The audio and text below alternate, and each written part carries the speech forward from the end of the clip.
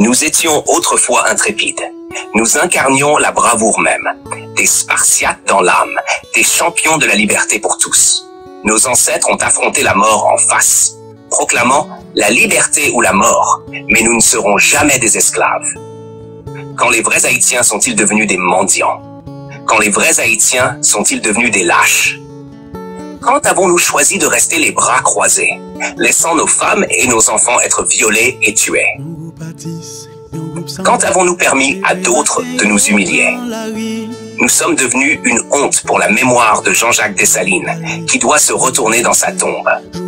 N'avons-nous pas honte de la manière dont les autres pays nous traitent? Même si ce n'est pas pour nous-mêmes, agissons au moins pour l'avenir de notre nation. Arrêtons de nous battre entre nous. Déposons nos armes et travaillons ensemble pour remettre Haïti sur la bonne voie. Je ne blâme pas les autres pays. Je blâme nos dirigeants, de 1986 à aujourd'hui, qui n'ont jamais mis les besoins et le bien-être du peuple haïtien en priorité. Ils ont pris nos ressources et les ont investis ailleurs qu'en Haïti, nous laissant derrière. Imaginez si Jean-Jacques Dessalines, Toussaint Louverture, Henri Christophe et Pétion avaient agi comme les dirigeants d'aujourd'hui. Nous ne serions jamais devenus la première nation noire à briser les chaînes de l'esclavage. Nous n'aurions jamais été ce symbole de courage et de défiance que nous étions autrefois. Si ces héros avaient été des lâches comme nous, l'histoire serait bien différente.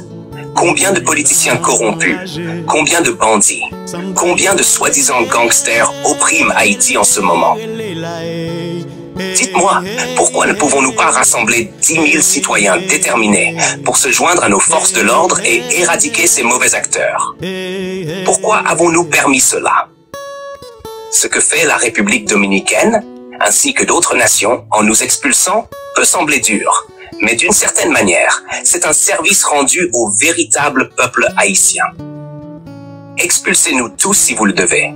Expulsez tous les hommes capables. Mais je demande de la miséricorde pour nos femmes et nos enfants. Haïtiens, nous devons arrêter de fuir. Nous devons nous lever et lutter pour la liberté de notre patrie. Nous ne pouvons pas permettre à quelques mauvais acteurs de détruire l'héritage de nos ancêtres. Nous ne pouvons pas les laisser déchirer cette terre pour laquelle tant ont combattu et sont morts. Le temps de fuir est révolu. Le temps de reconstruire et de se tenir debout, c'est maintenant. Nous tap chanter un chant d'acquis.